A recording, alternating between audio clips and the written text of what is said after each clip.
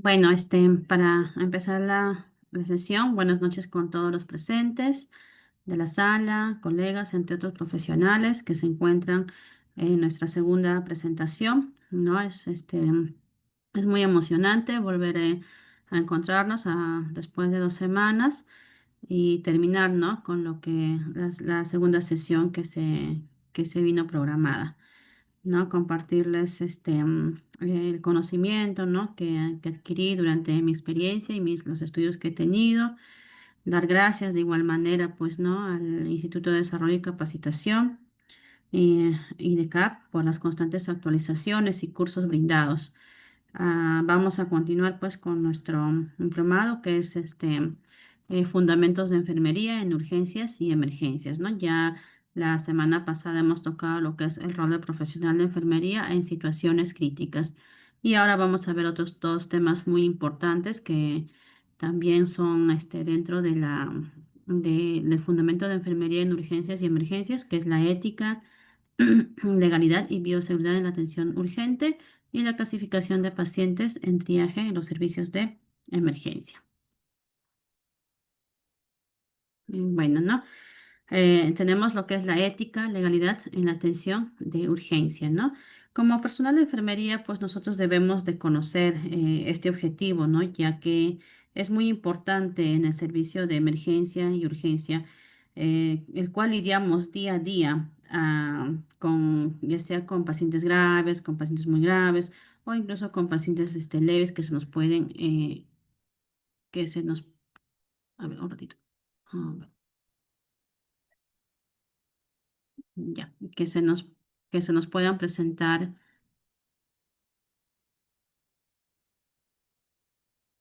Un ratito, por favor. Continuando, ¿no? El objetivo de la ética, legalidad en atención urgente, pues es más que nada dar a conocer, ¿no? A todos los profesionales de enfermería sobre la responsabilidad ético-legal de la profesión, a través ya pues de sea de disposiciones, normas, códigos, guías, entre otros, ¿no? Con el fin de que de evitar incurrir en faltas graves o faltas muy graves, ¿no? Que puedan dañar y perjudicar nuestra profesión o nuestra atención como profesionales. La ética, pues, sabemos que viene del griego ethos, que significa costumbre o conducta, ¿no? La ética es una rama de la filosofía que se ocupa de los principios que rigen el comportamiento humano y las decisiones morales, ¿no? Esta conducta es en este ámbito, pues, de la conducta del personal de enfermería hacia los pacientes y los usuarios, ¿no? Incluido la familia. Nosotros, como personal de enfermería, nos basamos, ¿no? ante un código de ética y de ontología normado por el colegio, en este caso por el Colegio de Enfermeros del Perú, en el cual uno de los fines del colegio, pues, es velar por el ejercicio de la profesión, ¿no? Y la vida de las instituciones de enfermería que se desarrolle de acuerdo con la doctrina y con las normas contenidas en el código de ética y de ontología. No, otro que es que el código de ética y deontología es el conjunto de normas que guían el actuar de las enfermeras y los enfermeros basados en principios bioéticos y valores morales fundamentales, ¿no? Que van a regir nuestra profesión. Hablar de ética en enfermería, ¿no? Hablar de ética en enfermería es hablar de nuestro actuar, ¿no? Nuestra actitud frente al paciente, brindando un cuidado humanizado, del que tanto se habla, ¿no? Y que muchas veces nos refieren que se ha ido perdiendo con el transcurrir del tiempo. Entonces aquí también vamos a comprender un poco de tal vez los manejos que se ha ido dando durante el transcurrir del tiempo, ¿no? Tenemos los que son los principios éticos, que son pues son los principios que guían la conducta profesional de enfermería, ¿no? Son actitudes que nosotros como enfermeros pues desempeñamos ante una situación de urgencia o una situación de emergencia que se nos presenta, ¿no? Los desafíos éticos, pues, son los dilemas que se enfrentan los profesionales en su práctica diaria, ¿no? Son dilemas o contradicciones, ¿no? Que día a día se vienen desafiando con la experiencia, ¿no? Y también, pues, ¿no? Tenemos ahí guías, normas, entre otros, para el cual todo este objetivo es, pues, el bienestar del paciente, ¿no? Tenemos también lo que es la atención del paciente, que la importancia de la ética es la prestación de cuidados justos y respetuosos, ¿no? La importancia de esta ética pues va a ser la atención con respeto hacia el paciente, ¿no? Y dirigido también hacia la familia y las personas que se ven involucradas con ellos. Debemos de conocer que las personas o el personal que labora en el servicio de emergencia, pues debe tener ciertos valores, ¿no? Como para priorizar esto de lo que estamos hablando, de lo que es la ética. Entre estos valores irrenunciables que toda enfermera debe de tener, pues es en primer lugar el respeto, ¿no? El respeto primero hacia nuestros pacientes, cómo nos dirigimos, cómo entablamos la conversación con ellos, también el respeto hacia el personal que está con nosotros, ¿no? En nuestro entorno. Hay mucho personal que nos ayuda al diagnóstico del paciente y por ende también llevar un tratamiento, ¿no? Entonces debemos de dirigirnos con mucho respeto hacia nuestros compañeros de labor del trabajo, ¿no? La competencia profesional, pues, ¿no? Es la capacidad que un profesional, cómo se desempeña eficazmente, ¿no? Ya sea aplicando sus conocimientos, sus habilidades o sus actitudes, ¿no? El personal pues tiene que, de emergencias, tiene que estar muy preparado, ¿no? Por eso es que continuamente tiene que recibir capacitaciones, entre otros, entre cursos y otros, ¿no? La responsabilidad pues nos garantiza, ¿no? El cuidado de enfermería y así realizar el bienestar para el paciente. La veracidad, que también es otro de los valores que nosotros vamos a tener. Esto nos va a buscar fomentar, ¿no? La confianza entre lo que es el personal de enfermería o el enfermero y paciente y permitir, pues, ¿no? Que los pacientes tomen decisiones informadas sobre su cuidado y salud cuando estén, pues, despiertos y tengan la capacidad de ser escuchados o de opinar.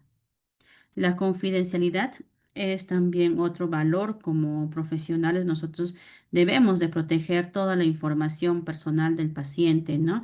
Garantizando pues el respeto a la intimidad y también la confianza entre el personal de salud y el paciente.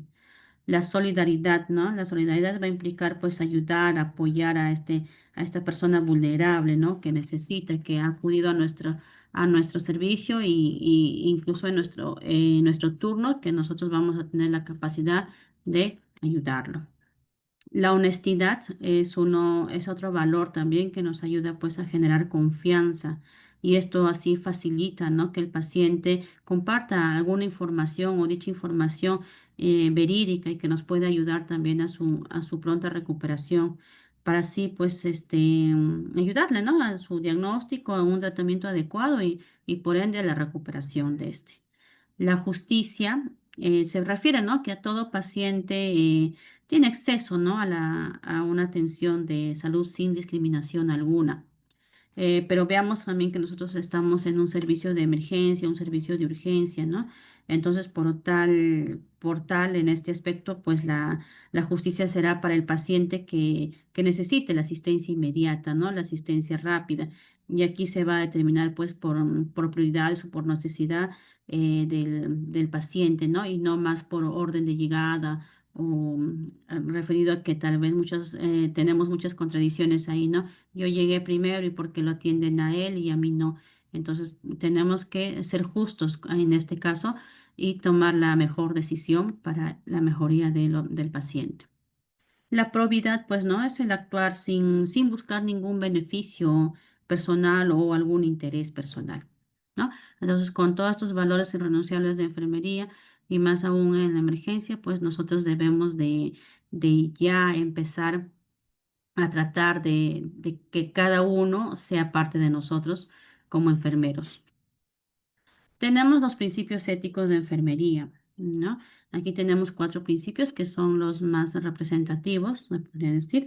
Entre estos tenemos la autonomía, ¿no? Que es respetar la capacidad del paciente para tomar decisiones informadas, ¿no? Estas decisiones, pues las tenemos que tomar, respetar sobre su cuerpo, sobre la salud, ¿no? Y aquí pues es informar su tratamiento, su diagnóstico, los procedimientos que nosotros como personal de enfermería vamos a ir realizando.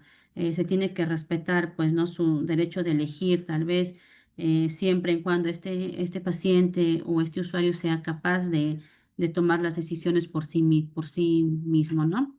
La beneficencia, que es el actuar, ¿no? En el mejor interés del paciente, promoviendo su bienestar, ¿no? Esto va a implicar tomar decisiones que promueven la salud y el bienestar del paciente. La no maleficencia, pues, lo que significa, pues, no evitar causar daño al paciente, ya sea intencional o no. ¿No? Esto va a significar no hacer daño, ¿no? Actuar con precaución para minimizar tal vez los riesgos y obviamente pues no realizaremos ningún daño intencional. La justicia, como ya les decía, ¿no? Hay que ser justos con nuestros pacientes, pero en este caso, como les vuelvo a repetir, en el servicio de emergencia, pues se va a dar la atención por prioridad o por necesidad del paciente, viendo su estado de salud. Ya. Nosotros siempre nos vamos a encontrar pues con dilemas éticos, ¿no? En enfermería. El mismo hecho de actuar rápidamente también implica brindar una información al paciente, a la familia, a los involucrados, ¿no? Y el explicarle por qué tal vez estamos realizando ciertos procedimientos que van a ser beneficiosos para esto, ¿no? Y que tal vez lo que queremos pues es la recuperación también del usuario o del paciente, ¿no? Entonces es muy importante, pues, ¿no? El consentimiento informado versus la urgencia, ¿no? El dilema principal, pues, va a radicar en cómo equilibrar la necesidad de actuar rápidamente con la obligación de informar al paciente sobre los procedimientos invasivos necesarios en situaciones críticas, ¿no? La importancia, pues, del consentimiento, pues, va a ser fundamental en la práctica de la enfermería, ¿no?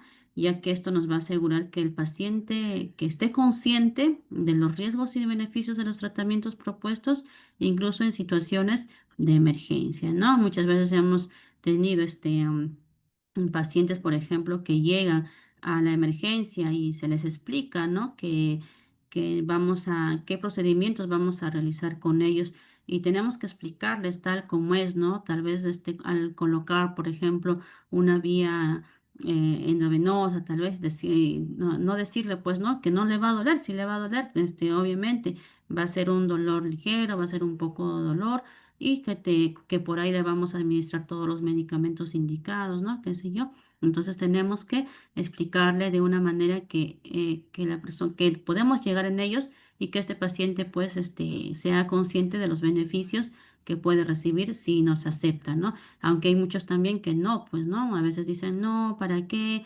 Por las puras. Entonces nosotros como enfermeros también estamos en el actuar de educar al paciente, ¿no? Explicarle. Los derechos de los pacientes es una ley general que tenemos de salud, ¿no? En la ley 2684-2, que esto está en el artículo 15, ¿ya? Donde nos dice, pues, ¿no? Que toda persona usuaria de los servicios de salud tienen derecho a, ¿no? ¿A qué vamos a tener? Aquí tienen los derechos los pacientes a respetar, al respeto de su personalidad, al respeto de de la dignidad e intimidad, ¿no? Ya habíamos hablado como nuestro valor del respeto, ¿no? Entonces, a esta persona pues nos debemos dirigir con respeto, sabiendo más aún que esta persona acude tal vez a un servicio de emergencia por un problema de salud, ¿no? Imagínense entonces tal vez si somos irrespetuosos desde un principio, ¿no? Respetarlo, saludarlo, señor Juan, ¿cómo está? Buenos días, bienvenido. Yo soy la enfermera, la licenciada Uribe, y en esta oportunidad le voy a atender, ¿no? Entonces, basta que nosotros brindemos tal vez esa confianza con el paciente, ese respeto, y vamos a ir logrando muchas cosas y mucho el objetivo, pues, que queremos con este paciente, que es el bienestar, más que nada, ¿no? A exigir la reserva de la información relacionada con el acto médico o y su historia clínica, ¿no? Con algunas excepciones que la ley establece, ¿no? Aquí también hablamos otro de nuestras de lo que es la confidencialidad, ¿no? Que es reservar pues el diagnóstico y otros que nos confían, ¿no? La C, pues que a no ser sometido sin su consentimiento a exploración, tratamiento o exhibición con fines docentes, ¿no? En la actualidad, pues ya casi todos los hospitales o centros de salud tienen este fin de docencia, ¿no? Por lo cual también pues el paciente o la familia da un consentimiento para que este grupo de estudiantes o internos estén presentes a su alrededor, ¿no? A mí también me ha tocado ser en algún momento familiar y me dijeron, pues, ¿no? ¿Sabe qué es? El hospital es un hospital docente y por ende, pues vamos a tener que, van a estar acudiendo alumnos, tal vez enfermeros jóvenes, médicos jóvenes que todavía están en un proceso de aprendizaje, ¿no? Te explican, ¿no? Entonces tú, pues, yo, por ejemplo, en mi caso, yo sí di la autorización para que mi mamá sea, también, pues, ¿no? Conozcan tal vez su diagnóstico, los procedimientos que le vayan a realizar, ¿no? Porque yo también en algún momento fui estudiante y me gustaría, pues, que las puertas también sean abiertas para todos de la misma manera, ¿no? Al otro derecho de los pacientes, pues, es a no ser objeto de experimentación para la aplicación de medicamentos o tratamientos sin ser debidamente informadas o sobre la condición experimental de estos, ¿no? De los riesgos que vayan a correr y sin que previamente me die su consentimiento escrito o el de la persona llamada legalmente a darlo, ¿no? Entonces, aquí pues no nos gustaría pues, ¿no? Que ningún paciente o que algún familiar sea como paciente y estén tratándolo tal vez con medicamentos que ni siquiera le va a hacer un bien, ¿no? Entonces, esto pues no somos un experimento, no somos un objeto de experimento como para que puedan realizar esto, ¿no? Con medicamentos o con tratamientos que tal vez ni vayan a funcionar. Entonces debemos de tener mucho cuidado en este aspecto, ¿no? Que ya en la actualidad pues ya no es así, ¿no? Ya casi todos los tratamientos ya pues son ya dados, ya son reconocidos, ¿no? Entonces casi no hay mucho problema, pero tenemos ese derecho de los pacientes. El otro derecho es, pues, no, a no ser discriminado, ¿no? En razón de cualquier enfermedad o padecimiento que se afecte, ¿no? Nosotros como personal, pues, de enfermería, ¿no?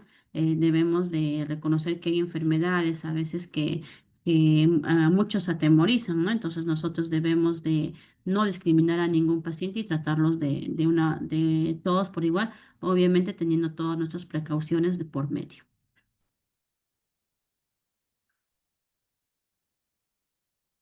mm, Siguiendo con los derechos de los pacientes, a que se le brinde, ¿no? Una información veraz, una información oportuna y completa sobre las características del servicio, las condiciones económicas o las prestaciones que se puede brindar y demás términos y condiciones de servicio, ¿no? Muchas personas, muchos pacientes, pues cuentan con lo que son los servicios de SIS o de salud, ¿no? Y por algunas condiciones, qué sé yo, podemos tal vez acudir a otros servicios que no son que no contamos con nuestro seguro, ¿no? Entonces ahí, por ejemplo, debemos de manifestarle o dar a conocer al paciente tal vez los costos que vaya a generar, ya que no están contando con un seguro, tal vez, ¿no? O alguna clínica, qué sé yo. Entonces brindar esta información, ¿no? ¿Para qué? Pues para evitar malos entendidos con los usuarios o pacientes y así brindarles de todas maneras una atención de calidad, pues, ¿no? A que otro de los derechos es pues a que se le dé en términos comprensibles, ¿no? Información completa y continua sobre su proceso, ¿no? Incluyendo el diagnóstico, pronóstico y alternativa de tratamiento, así como los riesgos o las contraindicaciones que puedan darse, ¿no? En esto, pues, nosotros como personal de enfermería, pues, muchas veces damos la mínima información, ¿no? Porque toda esta información sobre el diagnóstico, sobre lo que el tratamiento que va a llevar el pronóstico, pues lo brinda el personal médico. Entonces, nosotros de todas maneras, pues con los procedimientos que estamos realizando, ¿no? También informarles sobre estos procedimientos que vamos a realizar con el paciente, si es que éste está despierto, está consciente, y con la familia lo mismo, ¿no? Explicarles esto también. Ya, a que se le comunique, ¿no? Todo lo necesario para que pueda dar su consentimiento informado previo a la aplicación de cualquier procedimiento o tratamiento, o así como negarse a esto, ¿no? Entonces nosotros debemos explicarle pues todos los procedimientos invasivos que van a ser útiles, ¿no? Para su recuperación. a que se le entregue el informe de alta al finalizar su estancia en el establecimiento de salud y, si lo solicita, una copia del epicrisis de su historia clínica, ¿no? Esto pues a todos los pacientes que ya salen de una hospitalización, más que nada, pues, ¿no? Ya se les entrega un informe de alta y de todo un resumen, ¿no? De todo lo que ha venido todo lo que ha venido sucediendo durante su estancia hospitalaria, ¿no? También es un derecho del paciente, ¿no? La familia en el área de urgencia y emergencia. Esto es pues muy común, ¿no? Como familia, pues nosotros a veces queremos conocer, ¿no? El estado de salud de nuestros pacientes. ¿A quién no nos ha tocado ser en algún momento familia de un paciente, ¿no? Y lo menos que queremos, pues incluso es a veces retirarnos, ¿no? Queremos saber todo sobre nuestro paciente, qué ha pasado con él, qué exámenes le están realizando, si está se va a hospitalizar por cuánto tiempo, o si ha decaído, por qué ha decaído. Entonces, muchas preguntas que nos hacemos como familiar y nosotros también hemos pasado esta situación, entonces debemos de ser un poco más empáticos, ¿no? Casi la familia no quiere escuchar pues respuestas asertivas, ¿no? A sus dudas, a sus preguntas, ¿no? O simplemente tal vez decirle, ¿no?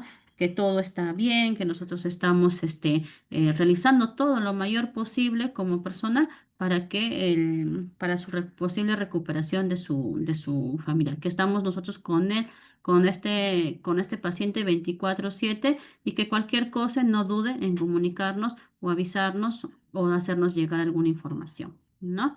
Dar a conocer la verdad sobre su diagnóstico, ¿no? Esto, como les decía, pues nosotros debemos de tener al personal médico, ¿no? Quien tiene que ser verídico al momento de dar la información. Conocer los resultados de los procedimientos de ayuda al diagnóstico lo más pronto posible, ¿no? Aquí también a veces cuando le sacan alguna muestra de examen, algún rayos X, qué sé yo, entre otros exámenes que nos van a ayudar al diagnóstico del paciente, darles a conocer, ¿no? Les vamos a llevar tal vez a una placa de rayos X, pero quien le va a dar el diagnóstico o el informe sobre esta placa va a ser pues el médico, ¿no? Contar con el personal médico, ¿no? Para brindar la información necesaria sobre el estado del paciente, ¿no? Esto sí o sí, nosotros debemos de estar ahí, ¿no? Con el personal médico diciéndole que el doctor le brindó la información necesaria, porque a veces muchos vienen, ¿no? ¿Qué te dijo el doctor? No, no me dijo nada. Te saben manifestar a veces los pacientes, ¿no? Entonces decirle, pues, no, doctor, bríndele la información necesaria, bríndele la información correcta, bríndele la información asertiva para que este paciente y la familia, sobre todo, ¿no? Se quede tranquila. Dar a conocer las posibles complicaciones, ¿no? Ya eso también hemos visto en el área de urgencia y emergencia, pues esto suele pasar, ¿no? A veces no todo, pues no todos los pacientes llegan con un estado de salud que vaya a ser favorable después, ¿no? Posteriormente, sino a veces llegan a complicarse o ya llegan en situaciones muy críticas, ¿no? Dar a conocer que el equipo multidisciplinario está brindando los cuidados al paciente, ¿no? Tal vez brindarles palabras de aliento, palabras motivadoras, como estamos aquí, estamos tratando de hacer todo lo posible para su recuperación de su familiar, ¿no? Con esas palabras a veces nosotros tratamos de calmar, apaciguar lo que la familia está sintiendo en ese momento. Mm. El secreto profesional. El secreto profesional también está en el artículo 25 del Código de Ética y de Odontología del Colegio de Enfermeros, ¿no?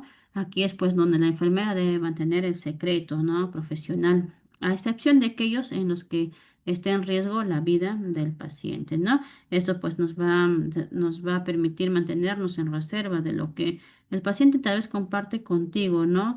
Muchas veces no podemos divulgar incluso su diagnóstico, su tratamiento y otros, ¿no? No brindar tal vez información a otras personas u otros pacientes de lo que está pasando con esta persona. Ujú. La capacitación ética en enfermería. Nosotros debemos de estar capacitándonos constantemente, estar en la vanguardia, como se manifiesta, como se dice, ¿no? Entonces, en este sentido, pues vamos a tener la capacitación en escenarios reales, ¿no? Esto pues nos va a permitir capacitar, las simulaciones de emergencias van a permitir a los enfermeros practicar decisiones éticas, ¿no? Esto permite cómo actuar ante un evento o un suceso similar, ¿no?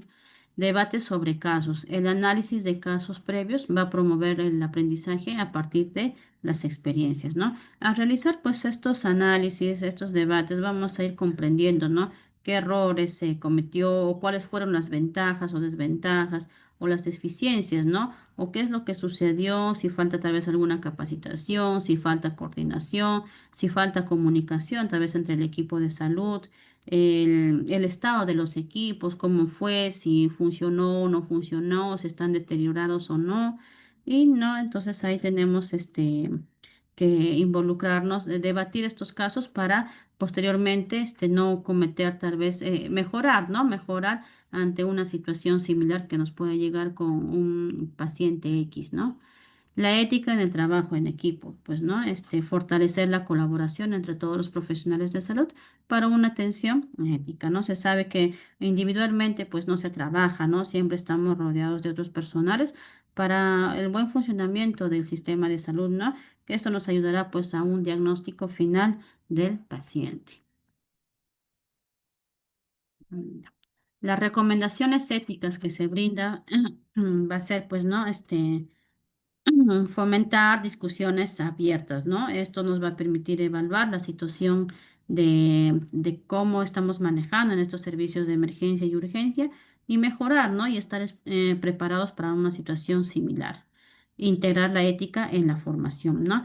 Los que son docentes, pues, ¿no? Ya de por sí ya se debe de enseñar y desarrollar los valores morales dentro de las aulas universitarias, dentro del pregrado, ¿no?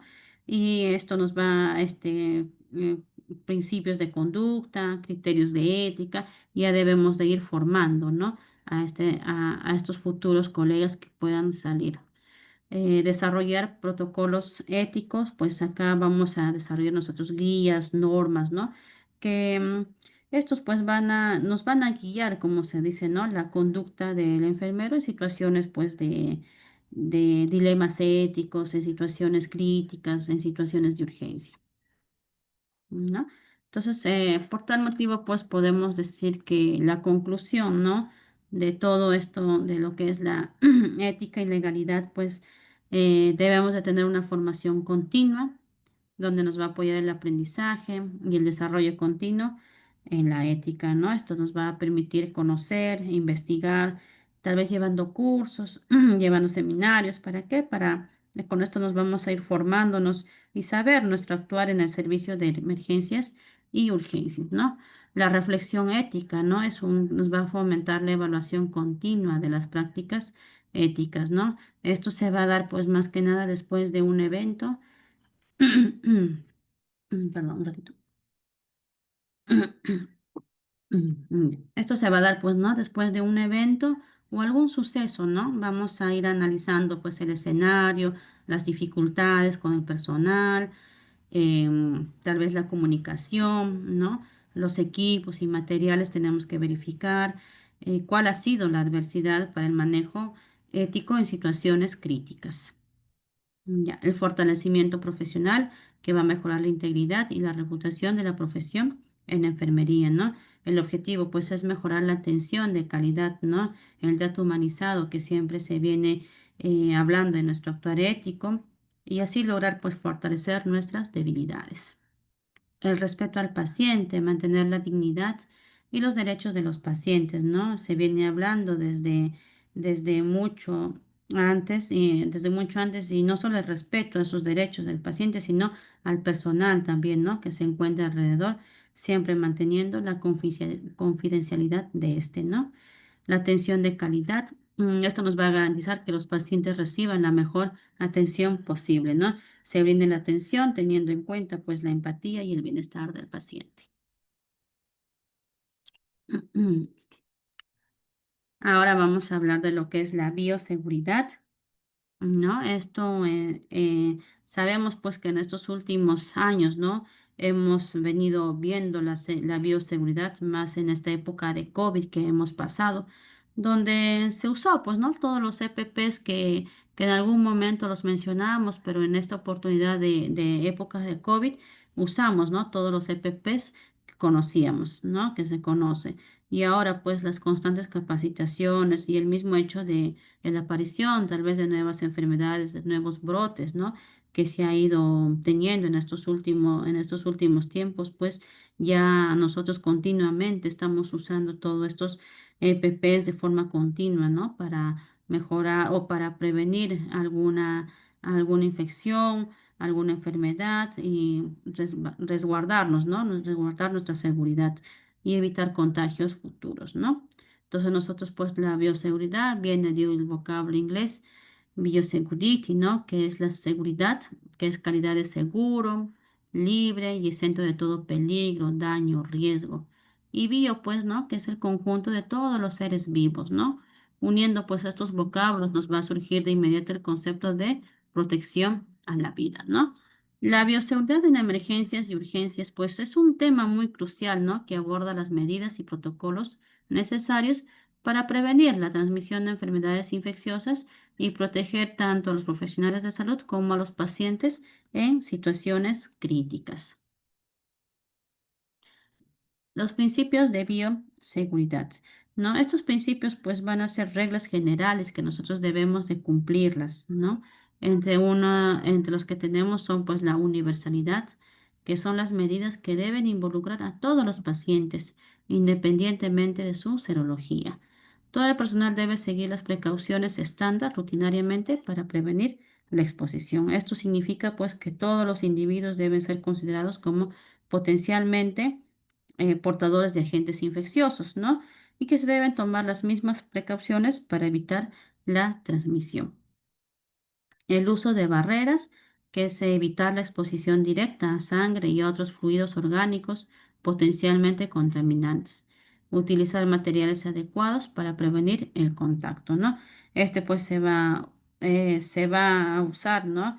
Los elementos de protección que nos van a ayudar para prevenir la exposición a agentes patógenos y minimizar el riesgo, ¿no? De contagio en el entorno donde hay este riesgo biológico.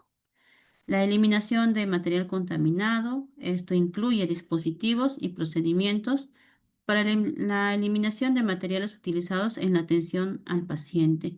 Los materiales se depositan y se eliminan sin riesgo, ¿no? Eh, Implica, pues, ¿no? El proceso de descontaminación y posterior, tal vez, disposición de objetos, ¿no? Materiales, residuos que han estado en contacto con agentes biológicos, potencialmente peligrosos como microorganismos, sangre o fluidos corporales. Ya. Las medidas de bioseguridad. Las medidas de bioseguridad, pues es el conjunto, ¿no? Que tiene como objetivo proteger la salud y la seguridad del personal, de los pacientes y de la comunidad en general, frente a diversos riesgos, ¿no? Producidos por agentes biológicos, por agentes físicos, por agentes químicos o por agentes mecánicos. La seguridad, pues, es responsabilidad de todos, ¿no? El personal que trabaja en un centro asistencial o las personas que acuden a uno de ellos deben cumplir con las normas de bioseguridad, ya que las infecciones pueden afectar a otras personas que atendemos o a cualquier miembro de la comunidad que entre en contacto con personas u objetos contaminados, ¿no? Entonces el objetivo pues va a ser prevenir la propagación de infecciones y proteger a los pacientes, a las personas, es más, incluido el medio ambiente también, ¿no? Aquí tenemos los principales componentes de las normas de bioseguridad. Una de ellas va a ser el uso de equipos de protección personal, que son los famosos EPPs, donde están pues incluidos los guantes, las mascarillas, las batas, ¿no? Y otros equipos que forman una barrera contra agentes infecciosos, ¿no? Este uso pues, va a ser fundamental para proteger al personal de salud, ¿no? Y a los pacientes, ¿no? Con riesgos laborales y de transmisión de enfermedades. La higiene estricta, ¿no? Que ahí vemos el lavado de manos o higiene de manos, que ahora se llama, la desinfección de superficies para evitar la propagación de microorganismos, pues, ¿no? Esto va a ser una medida muy crucial, ¿no? En la salud, va a ser fundamental para prevenir la transmisión, ¿no? De gérmenes y evitar enfermedades. El manejo seguro de residuos sólidos también va a ser, es un método adecuado para la disposición de materiales contaminados, ¿no?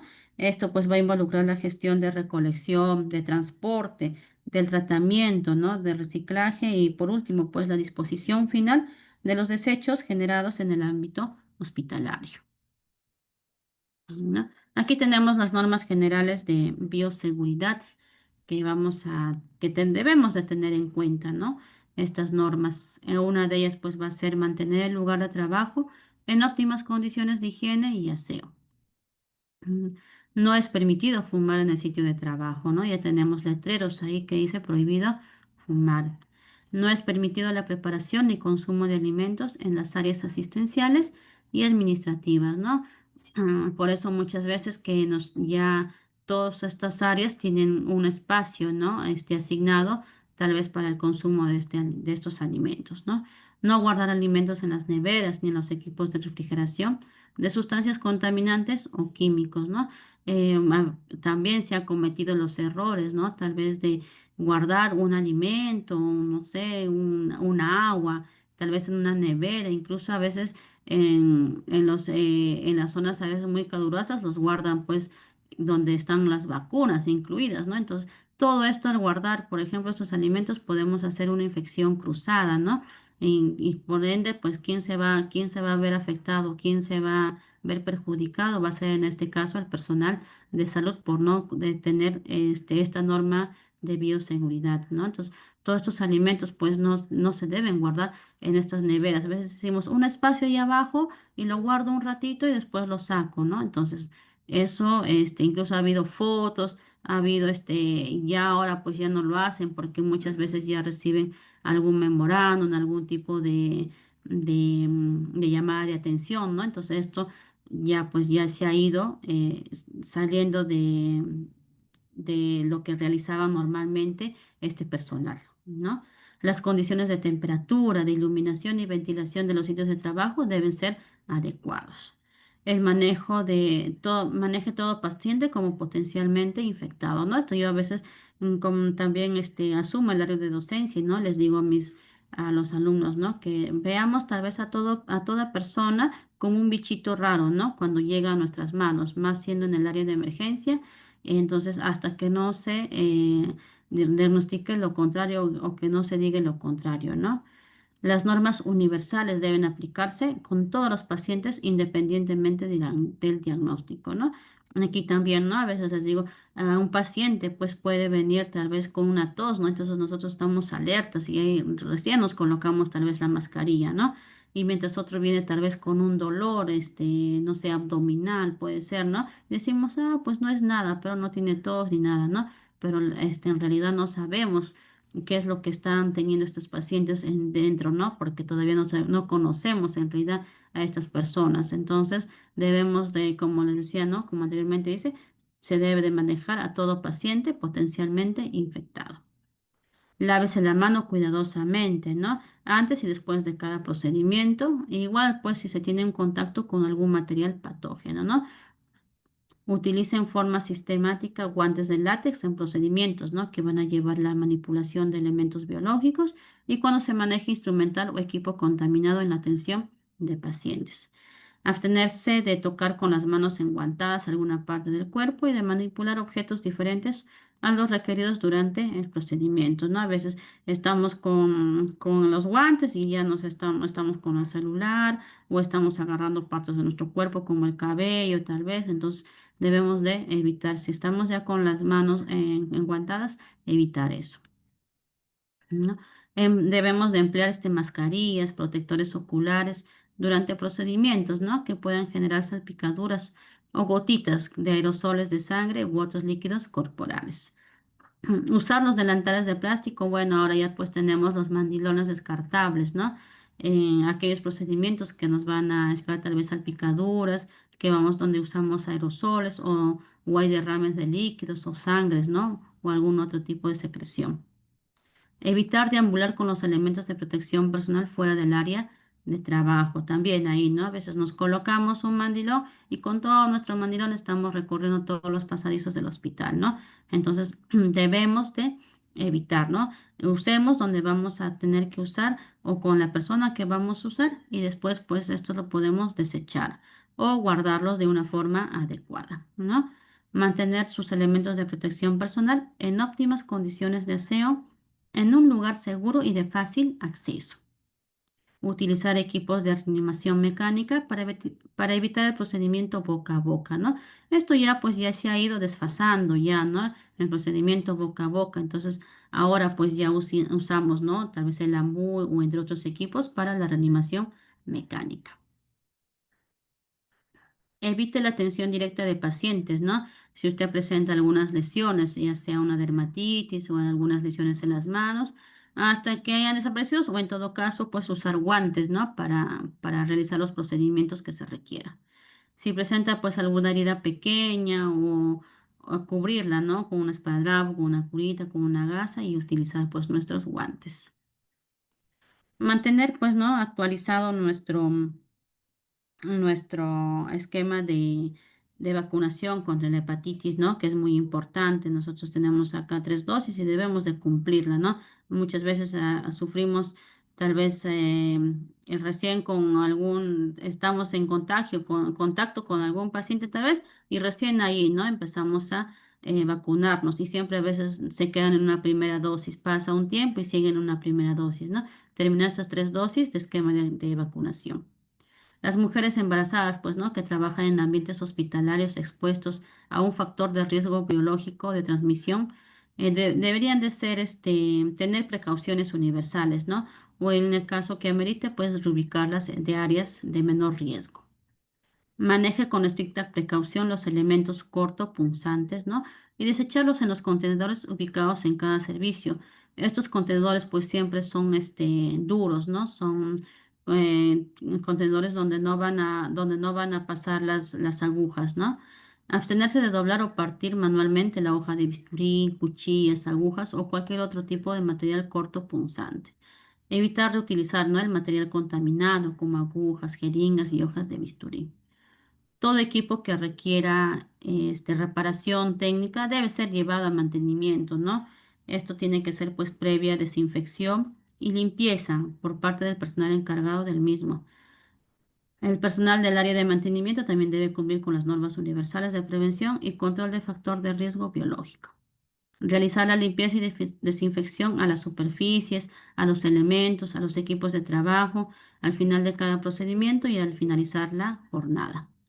En caso de ruptura de material de vidrio contaminado con sangre u otro líquido corporal, pues los vidrios deben ser recogidos con una escoba o un recogedor, pero no más con las manos, ¿no? Nunca con las manos.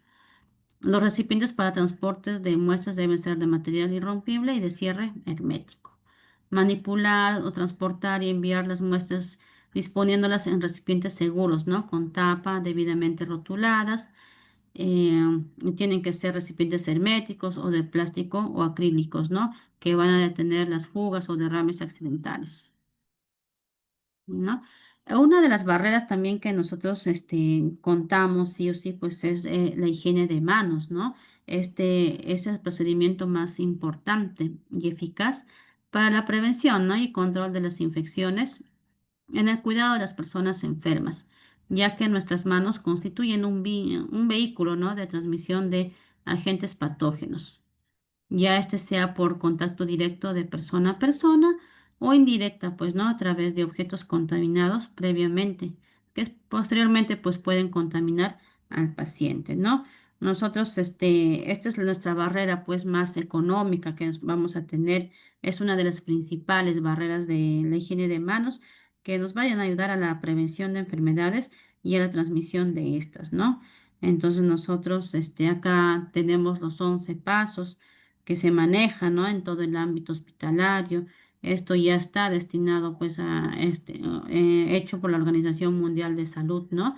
Obviamente tenemos tres, lavados de manos, ¿no? Que uno es el lavado social, que son 5 pasos, que incluyen mojarse las manos, frotarse con jabón, enjuagarse y secarse, ¿no? Entonces, tenemos la higiene de manos clínico, que es esto, pues, ¿no? Que nos enseñan los 11 pasos y que todos debemos de manejarlo, ¿no? En un ámbito hospitalario. También tenemos lo que es el lavado quirúrgico, ¿no? Y aquí que ya nos dura pues más de por 5 minutos aproximadamente este lavado quirúrgico y como su nombre mismo dice pues ya es para, para áreas quirúrgicas, ¿no? Nuestro lavado de manos, nuestra higiene de manos el procedimiento pues dura de 40 a 60 segundos. Entonces, no se debe reemplazar la higiene de manos con un calzado de guantes, por ejemplo, ¿no? Entonces, eso debemos evitarnos, ¿ya? Siempre lavarnos las manos nos va a evitar de muchas enfermedades, incluso las más sencillas, ¿no? El lavado de manos, por ejemplo, en la época de COVID ha sido muy importante porque las personas que estaban con constante higiene, por eso usaban pues muchos desinfectantes, ¿no? Y de continuo lavado de manos al recibir un dinero, al intercambiar algo. Entonces, esto evitaba, pues, así como evitaba el contagio y la propagación del COVID, también nos evita de otras enfermedades como las diarreas, las gripes, entre otros, ¿no? Entonces, nuestra higiene de manos debemos de tenerla bien en cuenta y bien presente. Nosotros en el ámbito hospitalario pues tenemos, ustedes ya lo conocen, ya estas figuras, ¿no? Que les estoy mostrando aquí, los momentos de higiene de manos, ¿no? Entonces tenemos nosotros los 5 momentos, ¿no? Que tienen que ser cruciales, más aún donde cuando nos encontramos en el servicio de emergencia y en otros, ¿no?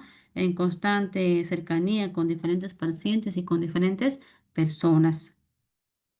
Aquí tenemos el primer momento, que va a ser antes del contacto directo con el paciente, ¿no? Antes de realizar una tarea limpia o aséptica, después de la exposición a fluidos corporales, después de tal vez el contacto con el paciente y por último, ¿no? Después del contacto con el entorno del paciente, ¿no?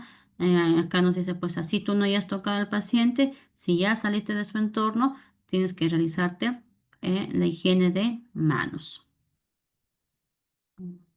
Otro que tenemos pues son los equipos de protección personal, que son los famosos EPPs, ¿no? Estos pues son las barreras físicas que nosotros vamos a tener, que todo personal de salud en el área de emergencia o entre otros debería de contar, ¿no? Aquí tenemos pues lo que son las mascarillas y los respiradores, ¿no? Estos nos van a proteger pues contra enfermedades, ¿no? De transmisión de transmisión que están suspendidas en el aire, ¿no? Por las gotitas de saliva, entre otros, ¿no? Esto nos va a dar una protección, buconasal, ¿no? Tanto boca y nariz. Los guantes, pues recordemos que los guantes, como les comenté, ¿no? Protegen las manos del contacto directo con contaminantes, ¿no? Y recordarles, pues, que los guantes no reemplazan lo que es la higiene de manos, ¿no? Y por ende debe de ser cambiado, ¿no? Cuando utilizamos en cada paciente, ¿no? Si en Luchito usé un guantes para ir en Pedrito, debo de cambiarme los guantes, ¿no? Y no realizar la misma actividad, por más sencilla que sea esta tarea, con los mismos guantes. ¿Ya? Eh, la protección para los ojos y la cara, ¿no? Esta protección pues nos va a ayudar de las salpicaduras o de las partículas pequeñas que se están en el aire, están suspendidas en el aire. ¿Ya? Las batas o delantales, o aquí tenemos pues los mandilones, ¿no? Que protegen toda la ropa y la piel de salpicadurías, ¿no? Ya ahora en la actualidad, pues ya todos EPPs que yo les menciono ya pues son descartables, ¿no? El calzado de protección, ¿no? Que nos va a evitar que el contacto con sustancias peligrosas y nos van a proporcionar también pues un soporte, ¿no? Todos pues estos CPPs se dice que han sido diseñados para fines quirúrgicos, ¿ya? Entonces, pero en la actualidad nosotros ya lo hemos ido adaptando, ¿no?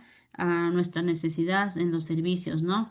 No solo en los servicios, sino tal vez en la necesidad del requerimiento de la mayor propagación de enfermedades o contagios continuos que hay al personal. Entonces nosotros ya usamos esos equipos de protección personal,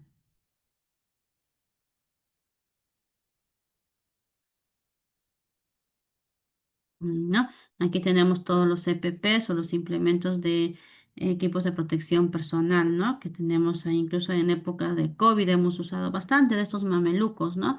Que todo nuestro EPP nos hemos puesto mandilones, guantes, gafas, gorras, ¿no? Y todo, entonces, incluido los mamelucos que teníamos, ¿no?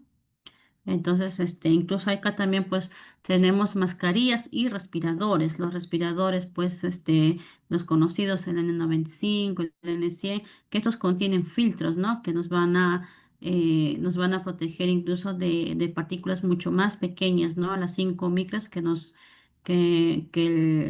la mascarilla común nos protege. Entonces, estos EPPs deberían pues de estar permanente en nuestra accionar diario, en nuestro trabajo, ¿no? Diario para evitar, pues, infecciones, contaminaciones, ¿no?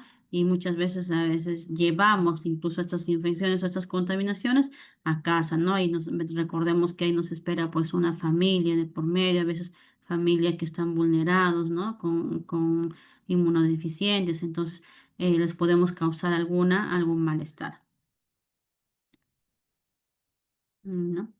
Tenemos la clasificación de los pacientes. Aquí tenemos el triage en servicios de emergencia, ¿no? ¿Qué van a hacer estos? Siempre estamos hablando, ¿no? ¿Cómo podemos nosotros manejar los servicios de emergencia? ¿Cómo derivamos al paciente? ¿Cómo sabemos qué tan urgente o emergencia? ¿Cuál es la emergencia o cuál es la urgencia de algún paciente, ¿no? Entonces recordemos pues que nosotros como personales de enfermería somos ese filtro, ¿no? El filtro que realizamos para que estos puedan ser dispuestos, que los pacientes sean dispuestos a sus tópicos indicados o al lugar indicado, ¿no? Para ser atendidos ahí.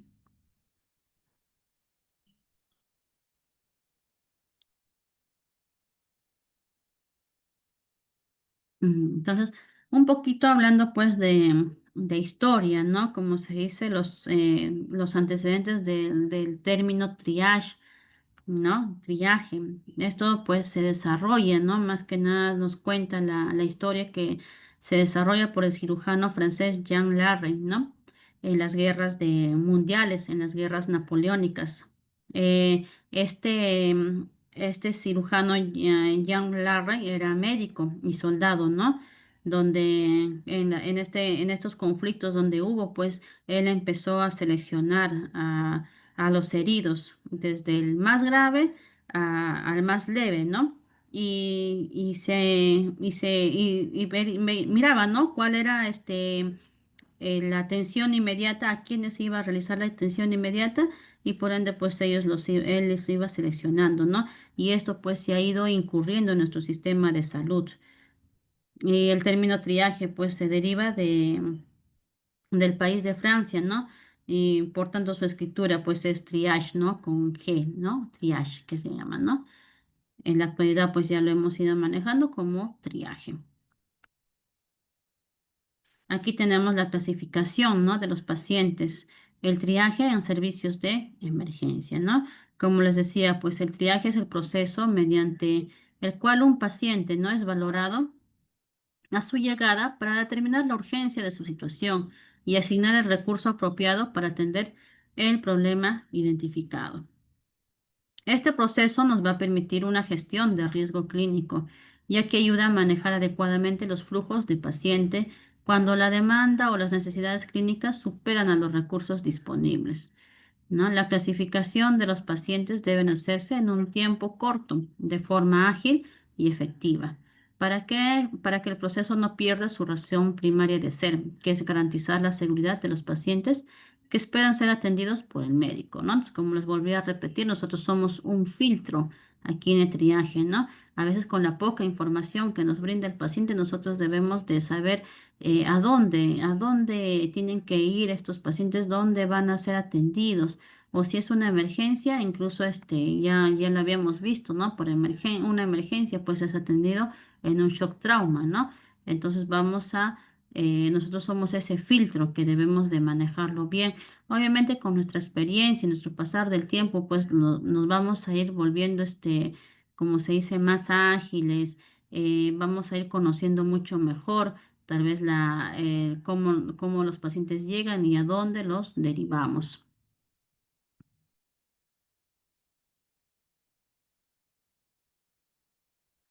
¿Cuáles van a ser los objetivos del triaje? Los objetivos del triaje nos van a asegurar la valoración oportuna y ordena, perdón,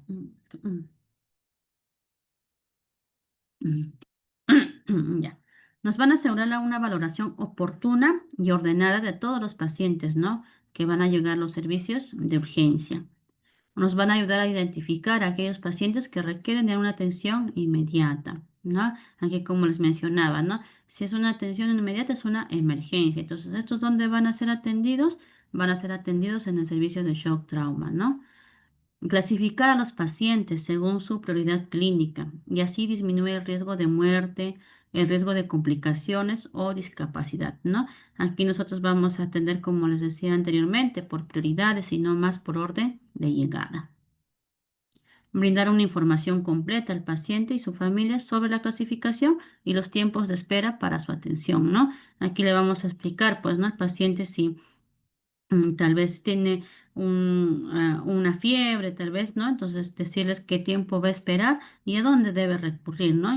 A comparación de otro paciente que tal vez llegue inconsciente o con una hemorragia, entonces estos van a ser pues derivados a otros servicios, ¿no? En este caso, a un shock trauma.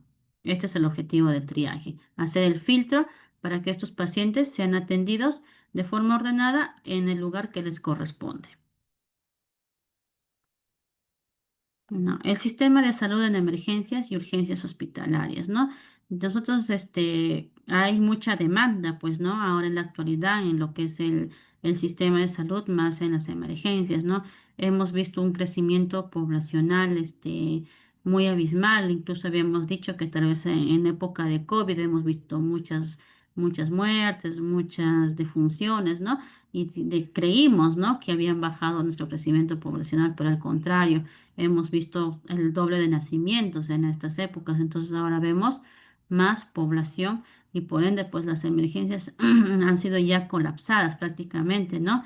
Entonces esto pues el triaje nos ayuda a derivarlos de una forma correcta, ¿no?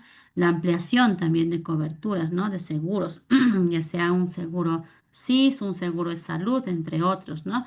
Ya hemos visto, ¿no? Que personas tal vez extranjeras ya cuentan con estos servicios de salud, ¿no? Muchos trabajan en empresas, muchos trabajan con independientes y tienen su SIS, entonces, y negarles la atención, pues obviamente no es, ¿no? No es la idea, sino que ellos también ya cuentan con este seguro y por ende, pues también ha ido creciendo la población. La accesibilidad geográfica. Ya casi nuestros hospitales ya están muy cercas, ya hay siempre en carreteras o algo que los una y que puedan llegar, ¿no? A estos servicios de emergencias. Anteriormente, pues, era muy deficiente porque había muchos obstáculos, ¿no? Que no podían llegar a un centro de salud, a un hospital. En cambio, ahora en la actualidad, pues ya hay mayor accesibilidad geográfica. Hábitos, ¿no? Sobre el estilo de vida.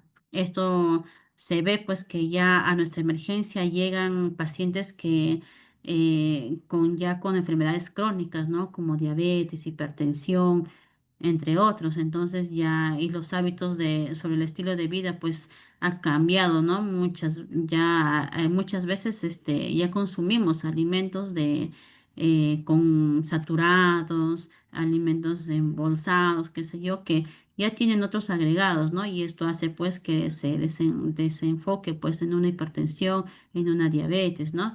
Entonces estos hábitos también sobre el estilo de vida pues ha hecho que nuestros servicios de emergencia también vengan colapsados o estos pacientes sean continuadores de la utilidad de servicios de emergencia. Pacientes con secuelas, ¿no? Muchos pacientes han quedado secuelados, pues con el COVID, ¿no?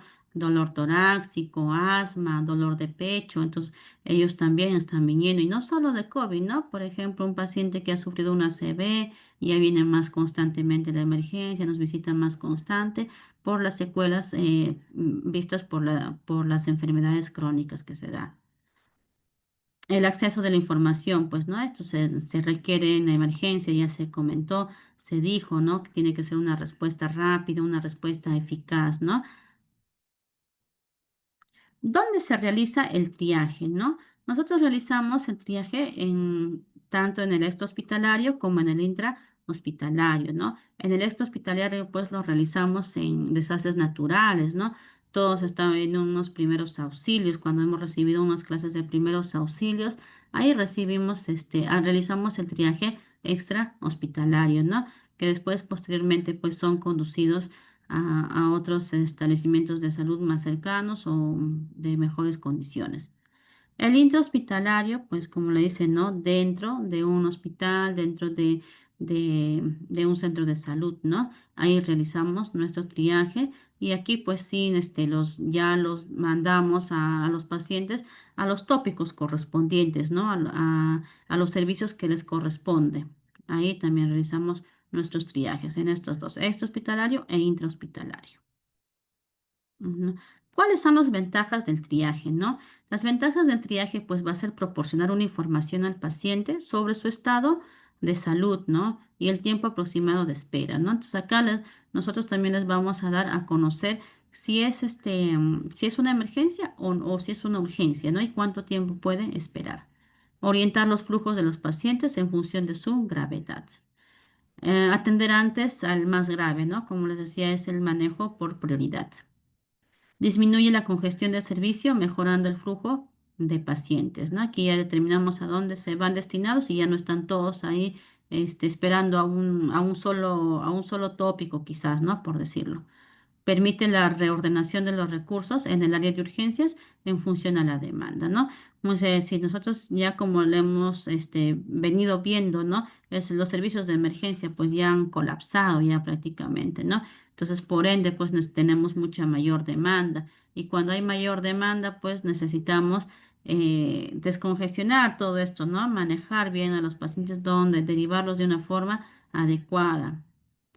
Promueve el desarrollo de políticas dirigidas a dotar de recursos estables al área de urgencias en función a la gravedad y tipo de los casos vistos.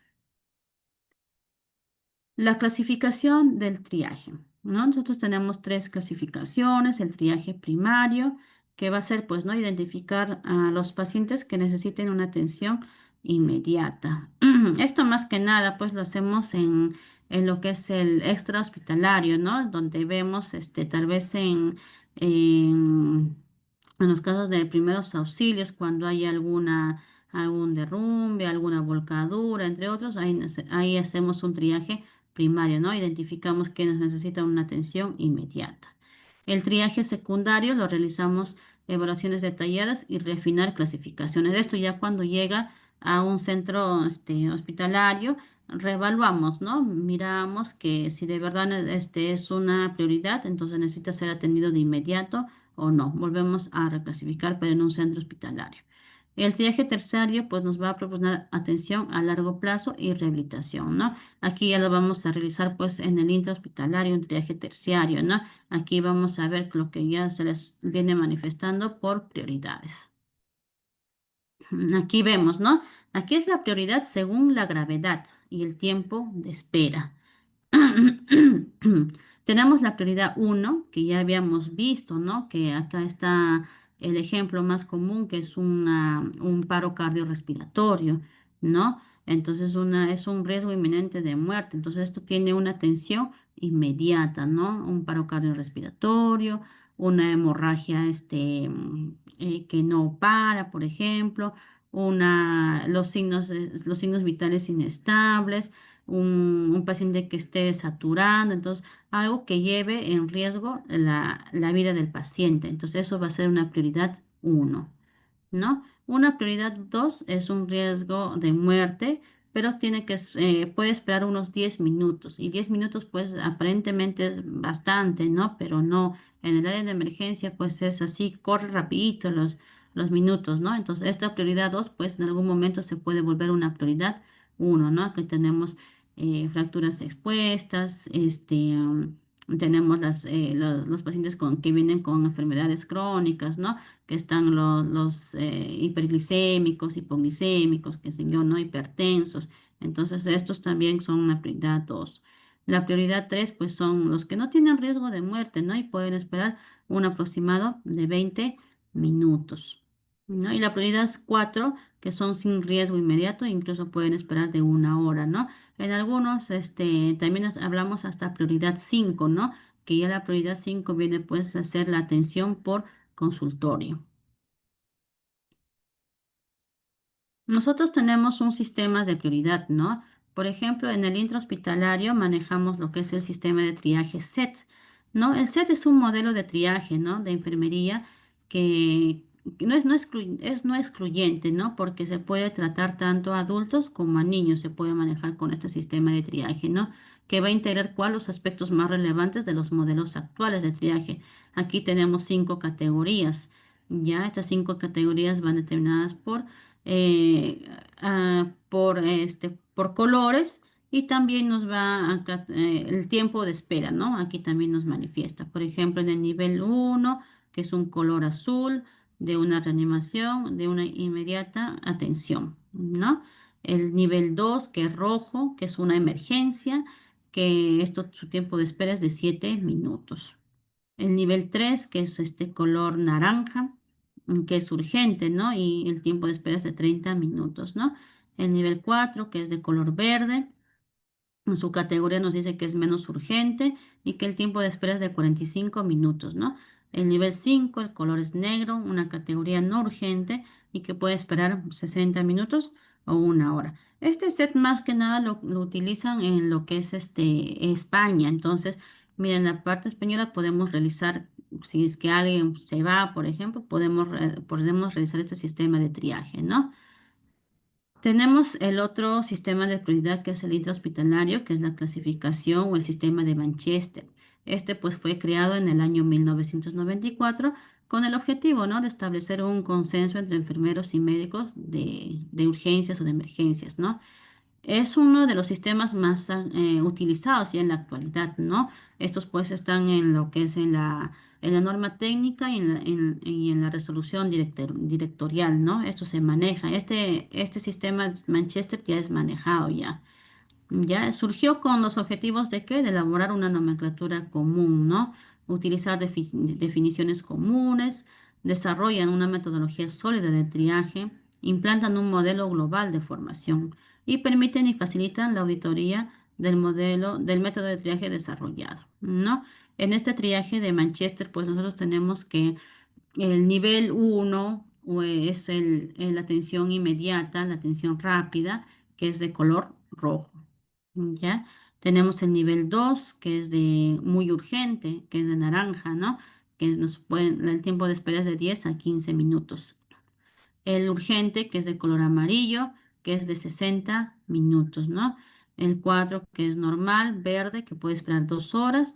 Y el 5 que es no urgente, que es el azul, que puede esperar 4 horas. Casi los colores, como ven, este es casi similar, ¿no? O sea, el rojo, que sí o sí, como nosotros tenemos conocimiento, ¿no? Rojo es una prioridad rápida, una prioridad uno inmediata, ¿no? Entonces, más que nada está con este sistema Manchester, está relacionado lo que hemos visto en nuestras prioridades anteriormente. También tenemos otros sistemas de prioridad que son hospitalarios, ¿no? El sistema META, que es uno de los sistemas más utilizados, más que nada en las catástrofes, ¿no? Basándose en clasificación de pacientes mediante tarjetas, ¿no? De diferentes colores. Aquí pues cada tarjeta incluye una serie de datos, ¿no? Como son el sexo, la edad, la zona que está lesionada, tal vez si hay alguna alergia a algún medicamento, la vía y la hora que sucede, que lo están clasificando. El sistema START, ¿no? Que es el método más simple de triaje, lo puede emplear tanto el personal sanitario como no sanitario, ¿no? Esto emplea pues 4 parámetros para clasificar a las víctimas, ¿no? En la deambulación, si este paciente deambula o no, cómo está la frecuencia respiratoria, el grado de perfusión, si hay nivel de respuesta. Entonces, mediante estos cuatro parámetros se clasifica a las víctimas. El sistema de Noto Larca es un sistema que establece, ¿no?, las siguientes categorías: las urgencias absolutas, que pueden ser extremas, y primeras urgencias; las urgencias relativas, que son segundas urgencias, y terceras urgencias, ¿no? Las urgencias sobrepasadas, ya que son los lisiados o los muertos. Tenemos el sistema, el método SHORT, que esto pues es un tipo de triaje empleado por un personal no sanitario, ¿no?, como bomberos o policías. Por eso se dice que es un extrahospitalario, ya ante accidentes de múltiples víctimas. Las letras de SHORT es un acrónimo porque las iniciales indican, ¿no? Según seguimos los pasos de las iniciales, ¿no? Por ejemplo, la S es donde dice que sale caminando. La H habla sin dificultad. La O obedece órdenes sencillas. La R respira y la T taponer hemorragias, ¿no? Si vemos que es por ejemplo, la suma que no sale caminando, no dificulta, no obedece, no respira, no tapone, entonces esto se suma pues a un nivel que es de ya una muerte, ¿no? Allí. Entonces, los datos para el manejo de triaje, son datos muy primordiales que se debe de realizar al momento de tomar un triaje, ¿no? Que es la fecha y hora, los nombres y apellidos, la edad, el motivo de consulta, ¿no? Como siempre se viene a veces preguntando cuál es su emergencia, ¿no? O cuál es su urgencia. Entonces ahí vamos a poner el motivo de consulta. El aspecto del paciente, ¿no? Ahí tenemos que ya ver si está grave, inestable o está tranquilo, ¿no? Y este paciente puede esperar, ¿no? Los signos vitales, ver cómo está la frecuencia cardíaca, la presión arterial, la frecuencia respiratoria, la temperatura, la saturación, ¿no? Y dentro de ellos es importante pues incluir el peso y talla, y más aún en los pacientes pediátricos, ¿no? En los pacientes pediátricos es muy importante el peso y la talla. La valoración de escala de Glasgow, ¿no? Que tenemos nuestro puntaje máximo 15. Los antecedentes del paciente, ¿no? Si este paciente es hipertenso, es diabético, toma algún medicamento, es un paciente cardíaco, ¿no? Entonces, esos antecedentes del paciente debemos de conocer y saber. La prioridad y el servicio destinado, ¿no? Entonces, ahí vemos, nosotros somos como somos el filtro, debemos de ver, ¿no? A dónde va a recurrir este paciente y qué prioridad tiene. Si es una prioridad uno, entonces tiene que ser una atención inmediata, ¿no? Y si esto no es, si son urgencias, ver a qué servicios pueden estar destinados. Y el nombre del personal quien lo realiza el triaje, ¿no? Por ejemplo, si yo realizo el triaje, la licenciada Angélica Uribe, ¿no? Ahí colocar. Todos estos sistemas que yo les he presentado, que yo les he ido mostrando, pues estos vienen en en una norma técnica ya en el Perú, ya, ¿no? Tenemos una resolución ministerial del 2006, ya que es una norma muy antigua, pero que no, solo se ha ido, actualizando, no se ha ido actualizando tampoco, ¿no? Tal vez con esto se ha ido manejando, poniendo algunas disposiciones, algunos reglamentos, entonces siempre se va manejando con esta resolución ministerial que es en el MINSA, ¿no? Y una resolución de gerencia, pues, del 2011 que clasificó de salud también, ¿no? Pero también es basada a esta norma, a esta resolución ministerial del MINSA, ¿no? Entonces, en este sentido, pues, de estos hospitales que nosotros más manejamos o conocemos, tienen sus normas técnicas en lo que es en el servicio de emergencia, ¿no? Y bajo lo cual nosotros estamos, empleados a utilizar esto, pues, y ahí también nos muestra, por ejemplo, el sistema de Manchester que es utilizado ya en estos centros, en estos hospitales, ¿no? Y bueno, pues no, para concluir, pues no, se dice que el triaje es un proceso fundamental de clasificación de pacientes que nos van a proporcionar una atención sanitaria eficiente y eficaz en los servicios de urgencias, ya que establece un orden de prioridad y no según el tiempo de espera, sino por gravedad clínica del paciente, ¿no? A nivel hospitalario, pues el triaje es un papel que en la mayoría de las ocasiones corresponde a enfermería, y no tanto así sería el nivel extrahospitalario, como los accidentes de múltiples víctimas o en catástrofes, ¿no? El triaje puede ser realizado personal, no experimentado y no relacionado con la sanidad, ¿no? Hay muchas instituciones como los bomberos, policías, entre otros, que son también capacitados para poder realizar este triaje, pero ya es en un centro extra hospitalario, ¿no? Pero nosotros como personal de enfermería, pues estamos más aún el personal de enfermería que ha hecho la especialidad en emergencias y desastres está preparado, ¿no? Para hacer un triaje intrahospitalario y un triaje extrahospitalario, por lo cual pues es muy beneficioso que nosotros nos estemos con continua capacitación, con nuestros conocimientos actuales, ¿no? Porque cada cosa va cambiando, cada término va cambiando tal vez su sus indicaciones, entre otros, ¿no? Entonces, nosotros debemos de estar en constante capacitación sobre esto, ¿no? Bueno, gracias por su atención. Espero que les haya servido este curso de lo que es la bioseguridad, la ética, legalidad y el triaje, ¿no? Que nosotros venimos realizando día a día en nuestros establecimientos donde laboramos.